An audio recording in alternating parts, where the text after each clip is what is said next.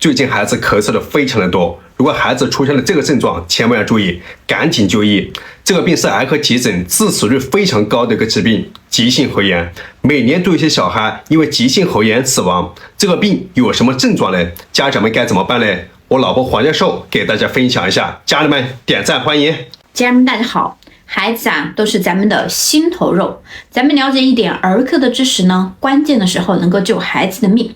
急性喉炎它会导致喉头的水肿，梗阻严重的时候呢，会让孩子窒息，是儿科急诊致死率非常高的一个病，而且发病的时候呢，很容易被忽视，很多时候呢，都以为就是孩子的一个咳嗽。如果说在咳的时候出现这两种声音呢，那就要重视了。第一个，像这种犬吠一样的咳嗽，大家听一下这个声音。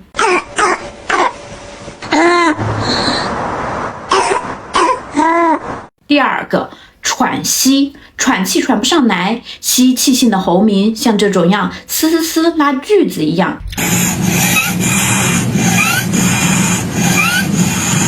还有呢，就是声音嘶哑，小孩哭闹、烦躁等等。如果孩子出现了这些症状呢，赶紧带孩子去医院，因为急性的喉头水肿会梗阻气道，导致孩子窒息，甚至危及生命。家人们点赞，告诉身边有孩子的家长，避免悲剧的发生。